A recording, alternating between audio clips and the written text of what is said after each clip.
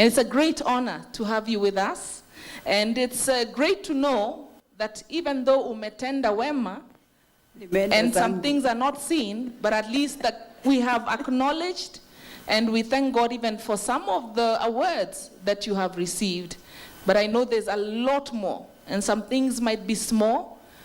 Just talking this morning as we had tea, I'd never known why the women no longer wear kitambas in prison. And we may not think it's a big thing, but it's one of the things you did away with. And so we thank you kwa sababu umezidi kutenda wema, na Mungu akuzidishe kutenda wema zaidi na zaidi na zaidi. Thank you very much. So tell us a little bit about your family. So let me first begin with my name. My name is Wanini Kiredi, and I work with the Prisons Department. Even if you've seen the clip, it's good to say again that I work with the Prisons Department. And I was born in a small village in Magadi. I don't know what my parents were doing in Magadi, but that's where I was born. And I grew up in Nyeri, and I have 2 sisters. I had 3 sisters, 1 passed on, and 2 brothers. Were great parents, my mom and dad, but my mom passed on in the year 2012. And I want to say we were brought up very well, and brought up in the church, and brought up with a lot of love. So you joined the service in 1982, and I imagine in those days there were not many women in the service.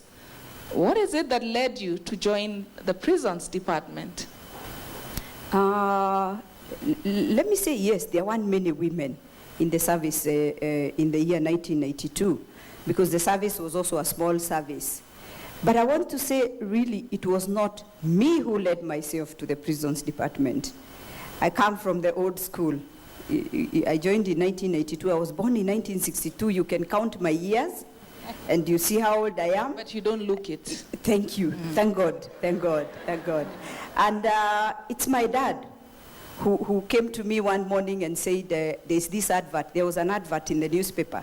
And Wanini, I want you to apply. And this was after my A-levels. And let me be honest, to go to the university, you had to get 3 principals, those who went to the A-levels. But I got 2, and I was very disappointed. And I was like, do I repeat? And my dad said, if you want to repeat, then this time I will take you to school maybe in Nyeri. I schooled in Kenya High School. And I was like, in a school in Nyeri? Not me. I think, let me join the prisons. So that's how I joined the prisons. So it was about my dad. People in Nyeri, poleni sana. It seems the prisons was better than Nyeri. Than repeating in Nyeri. And so that's how I joined prisons. So that was my dad. And you see, those of us from the old school, when your parents say, this is good for you, and we had to believe in them. And I want to thank God for believing in my dad, and that's how I joined the Kenya prisons. So from there, it's just been a journey, and I have loved it all. Were there other women who joined with you? Yeah, we were 3 of us as cadet officers. But by the time I finished, there were 3 and the men were 21. But by the time I was through with the course for a year, it takes a year, that was, I remained alone. They all left. It was tough. It was very, very tough, because you go through drills and you go through so much, waking up at 3. It's tough. Those of you who ever went to the NYS. I was there. You were in the NYS. Thank you for so acknowledging that. Yes. Yeah, you can understand what I'm talking about. It is 5BX. Tough. Yes. Yes. All right. So you joined as a very, very junior officer. Yeah. And through the years, by God's grace, and also by your own sheer will, achievement, determination, hard work, good ethics, you are where you are today, 3rd ranked. Yeah. Just give us a very brief history of your career through prisons. Okay, thank you. So from 1982, after completing the 1 year at the Prisons Training College, that time it was at Nairobi West, near Wilson Airport, I was transferred to Langata Women Prison, and I worked there for 4 years, up to the year 1986, and I was transferred to Embu Women Prison as the officer in charge. And I've come in the prisons at the age 20. And by age 24, the commissioner by then felt that I should go and be an officer in charge. And for sure, I thought that was damn serious. Because I thought at 24, I can't go and be an officer in charge, because I had seen my officer in charge in Langata Women by then. The things that she was able to do, I felt I was not yet there. And I cried a lot. And I had a lot of counseling from the other senior officers who were at Langata. And finally, I was told you have no choice. And for us, it's you say, Dio Afande, or you say, Dio Madam, and you just proceed. And so I went to Embu in 1986. And that time, at the same rank, we were calling it Chief Officer 2. Now that is Inspector. We are calling it Inspector today. And in Embu, I worked for up to 1993. I was promoted there to Chief Inspector and then to Superintendent of Prisons in 1993. So in that station, I was promoted twice. That is great. That was great for me. But I want to say that during that moment, from when I was in Langata and going to Embu, nothing much was happening. Probably I was also trying to discover myself and get my footing, and really also trying to understand the system and where can I bring change, where can I impact on the lives of inmates and also on the members of staff. And then in 1993, so I want to say for that moment, it's like you're just Alice in Wonderland. There may not be much that you're really doing. But the only thing I know I had in me is that I wanted to change and make the lives of the inmates and the members of staff comfortable. And so I would insist, in every prison I went, I love flowers. So the school I grew up in had many flowers.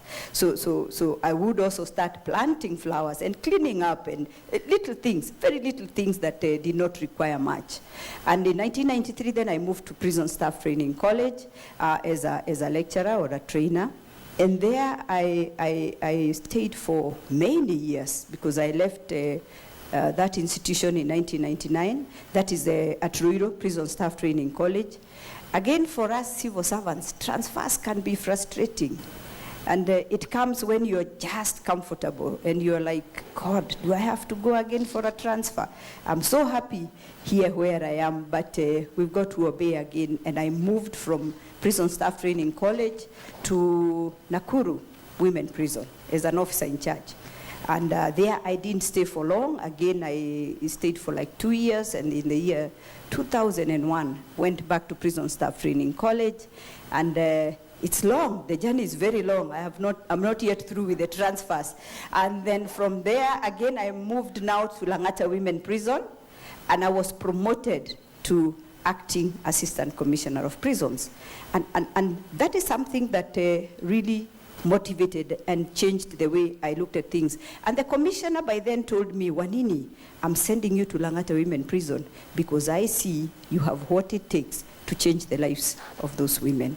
And then from there, went to Shimolatewa, and then after that, 2010, I came back to Nairobi now, promoted as a regional commander, Nairobi County. And that's where I am up to today.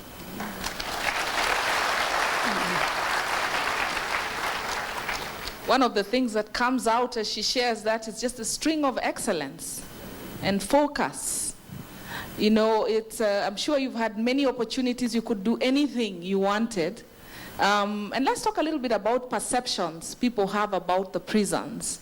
And especially when they meet the staff. It's very easy for people to think, you know, these staff members, whether officers or not, these people must have lacked ambition or academic prowess. I mean, how do you just land in, you people are saying, oh, that's what you think. A lot of people think that, rather. And I'm sure you've had opportunities, you could have done and been anything you wanted. And just tell us a little bit about being an officer there and what it takes, you know, for you to get there. Because they're very brilliant people who, if you let them today, they could be great businessmen and women. But you've chosen to stay in the service. Why? Let me say, at the beginning, you're choosing to stay in the service because you probably don't have many opportunities. And for me, as I've given the story of, if you get out at A level, then you needed to pursue your education further, which I did as I served in the service, pursued my education. But at one point I felt this is where God wanted me to be. And so why not just stick and continue? And I want to say it's a good job. And so many are joining. Today we are at 20,000 members of staff in Kenya prisons. Isn't that a large number? So it's a job where I need to encourage Kenyans to join. It's a job where we are correcting the behavior of those other Kenyans who could not probably fit out there. So it's supposed to be a calling. So again, you don't just join for the sake of joining. But for me, yeah, you can't. If you have to actually stay with the people who are sentenced to death, people who are sentenced to life imprisonment, long sentences. And there are many of them. If there are 2,000, you need a lot of patience. So it should be a calling. It should be a calling. Otherwise, you won't enjoy yourself. And again, you must also be prepared to work in a confined environment. It's not just a walk-in, walk-out. It's a confined environment, so you must love your job. And that's what I did. I just grew to love my job, and I thank God for that. And I'm encouraging new Kenyans, those who are interested. And now you have to be a graduate to join, to become, to be where I am today. You must start as a graduate. So read, for those of you who are in college, read more. Yeah. You won't come in with two principles. Yes. Yeah. You know, this week we met with Madam Wanini just to prepare for today. So I got to spend a whole morning in prison, but I was free. But it really made me think a lot about, you know, the prisoners. And again, another negative or wrong perception sometimes we have is we imagine that the inmates are all criminally minded, you know, bad people. But it's just people like you and I. Yeah. And I remember recently a friend of mine, a pastor, decided to help his friend drive his matatu one day, and unfortunately had an accident, and the pedestrian died, and he was jailed. And this was a pastor, you know, he had not intentionally woken up to do something criminal. But the great thing about his story, he's decided, okay, God has given me another congregation. And so he went in there, and when we'd visit him, he'd tell us, Mimi sina shida, I don't have problems. You know, the congregation here is constant. Good. You know? Good. They're here. Yeah. Amen. Yeah. And he said, I don't even need an offering. You know, I have a church, I'm building the structure. And he chose to see the good. So tell us a little bit about some of the inmates that you've met there who, you know, for many of us would never imagine, you know, we have these professionals in there. It could be my mom, my brother, myself. I think you said everyone of us is a potential inmate. Chochote chaweza kutokea. Yeah. Yes. So tell us about some surprises, people you've met while you've served. Maybe one or two. Yeah, I've met great people in prisons. You remember the former PS Nabutola? Yeah, I was with her in Langata Women Prison. And there was Dr. Gashara. You remember her? Yeah, she's also in prison. And many other men and women, great men and women. So in prison, it's your sisters, it's my sisters, it's your uncle, it's your brother. It's anybody can come to prison. And it's not that they have all committed offenses. You people know Kenya today. You know Kenya today. Yeah, I don't want to go further about Kenya. And you can find yourself there. So they are great people. They are great people. And when you find yourself there, remind her, Madam, I know you. I saw you at GLS. Perhaps you may be treated better. I think you may get an extra blanket. Yes. So just remind me. We'll give you an extra blanket and some extra porridge. Yeah, so they are great. They are great people. And for us, as they come in, ours is to treat them with humane and to keep them in safe places, clean environment, to rehabilitate, reform, and assist in the smooth reintegration. Rehabilitation through training. We have very many forms of training. Maybe later I'm going to explain. So you meet all sorts of people, and they are not all bad. And even those who committed the offenses, we are there for them. We give them that unconditional positive regard. We disregard for that moment, this is what you did, you're here, so let's just sort you out and correct you so that you can go back and join society as a good man or a good woman. All right. One of the things you've told me, I think a couple of times, is that you have a personal inclination towards spiritual rehabilitation. Why is that very important for you? Having served for many years, 34 years now, and trying to ask myself this question of where do I begin to rehabilitate? And I want to say we received very good training on how to go and rehabilitate these inmates. But at the end of the day, it's that individualized kind of rehabilitation that one can offer to these inmates. And I saw that even when we would have the inmates come in and you welcome them and you induct them maybe for a few months, then you take them to the workshops. If it's for the women, you teach them how to be good tailors, and for the men, you teach them to be good carpenters, plumbers, and all that. There are many trades that they go through.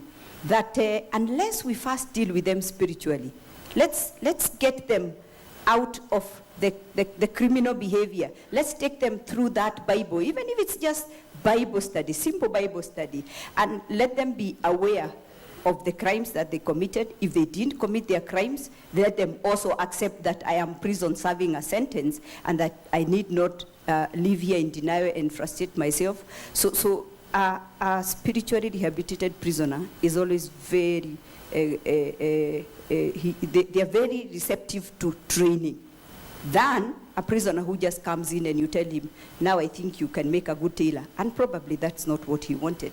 But once we put them through spiritual programs, and then from there, now introduce them to all the other programs. And we also get to know them. We get to know them. Because by the time an inmate says, I am born again, I am saved, he's able to say, this is what I did, and I have asked God to forgive me. So he's no longer in denial, and he can be able to receive our training programs and be more comfortable and even settle. There's something we say settling in prison, because if you're sentenced to 20 years, you need to settle in prison. Yeah, you need to settle, really. And we don't beat around the bush. And so for me, spiritual rehabilitation has worked, and I welcomed the church. Ouko, I can see you smiling because you settled in prison very well, and that's why you're here today. And for me, I opened the prisons, and the first person I opened the prison doors to were the churches. It worked. It worked very well. Tell us just briefly about some of the programs that you have, the spiritual programs that are running in the prisons. Some of us have them in our churches, but now even our brothers and sisters in prisons are also benefiting from some of these programs. Yeah, there are several programs, and I want to say we work with the chaplain services. That is the Catholic, the Protestant, and we also have the Muslims. And for me as an administrator, I appreciate all denominations, and I open doors to all, the Muslims, the Catholics, and the Protestants. So we have several programs. I have managed to organize with the chaplaincy services in Nairobi and in all the institutions where I was. And we have the famous Mizizi. All of you know Mizizi. How many have done Mizizi? Wow. So we have Mizizi in prisons for both staff and inmates. We have the Men of Honor, Women of Peace. How many? Oh, yeah, I can see a few hands. And that one is sponsored by Family Transformation. And then we have the Presbyterian Church has come in with the TE, Theological Education by Extension, and they are teaching a diploma in theology. And recently we have one that we call monastic retreats. This is a concept borrowed from Sweden. It's more, it's geared towards putting prisoners for like 6 months, whereby they spend time on their own. and time with the chaplains and time with other counselors so that they can be able to rediscover themselves and rededicate themselves to God again.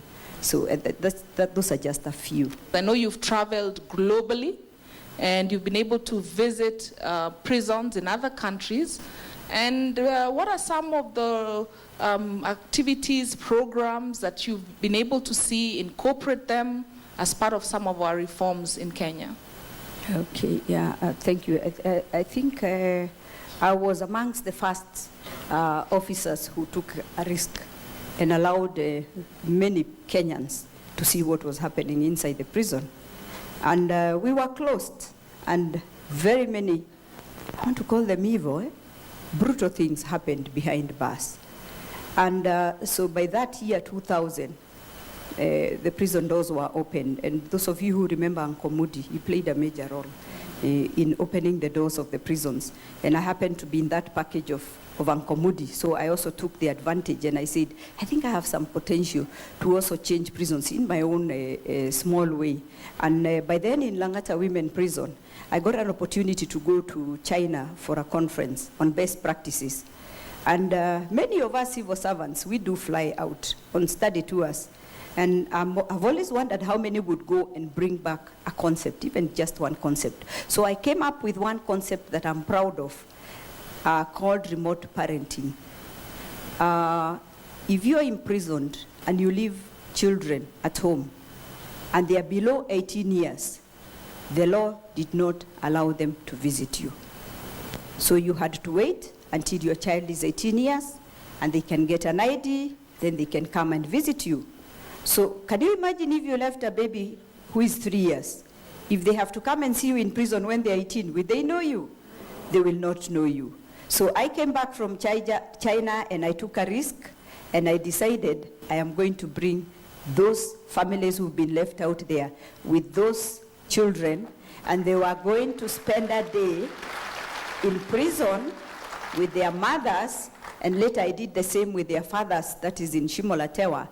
And you know, when we are bringing in visitors into the prison, you're thinking of so many things. First of all, you're thinking of the danger. These people who are coming in, are they really genuine? Are these kids genuine? So there's a lot that surrounded that. But I began what is called the remote parenting. Today